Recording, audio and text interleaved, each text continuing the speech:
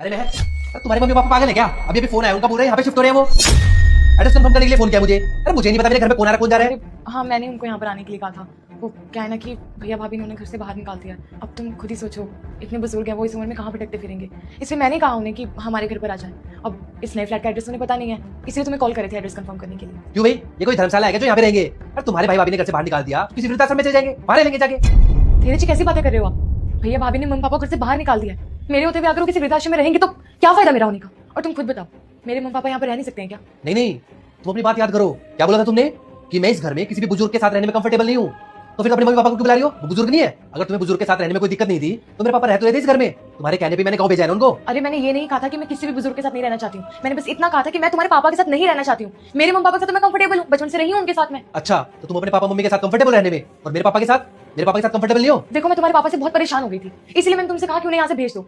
धीरज देखो, प्लीज मेरी बात को समझने की कोशिश करो। मेरे मम्मी पापा के पास मेरे अलावा कोई नहीं बचा। अगर मैंने भी उनका साथ छोड़ दिया तो पता नहीं वो कहाँ भटकते फिरेंगे। प्लीज उन्हें इस घर में आने दो। अरे हटो, मैं तुम्हारी बातों में नहीं आने वाला। तुमने कहा था ना कि इस घर में कोई बुजुर्ग नहीं रहेगा, तो कोई बुजुर्ग नहीं आएगा इस घर में। उन्हें बोलो कि अपना बंदोबस्त कहीं और करे। अच्छा ठीक है, तुम गुस्सा मत करो, हम बाहर सोफे पर बैठ के आराम से बात करते हैं। चलो। हाँ बोलो, क्या बात है? देखो धीरज, मेरे मम्मी पापा ने मुझे बचपन से पढ़ाया लिखाया, मुझे इतना बड़ा किया है। कभी भी मुझ में मेरे भाई में भेदभाव नहीं किया। आज जब मेरे भाई ने उन्हें घर से बाहर निकाल दिया है तो मैं उसकी तरह नहीं बन सकती। मैं अपने मम्मी पापा का साथ नहीं छोड़ सकती। वो तो उनके सारे एहसान भूल गए, लेकिन मैं अपने फर्ज नहीं भूल सकती। पढ़ाया लिखाया तो मेरे माँ बाप ने भी था, और मेरे पापा तो यहाँ पे घर पे रहते थे। याद है तुम्हें वो दिन? ये लीजिए पापा जी आपका बैग। अब आप आराम से जाकर गाँव में रहिए। धीरज को मैंने बोल दिया है हर महीने आपको आपके खर्चे के पैसे भेज देंगे।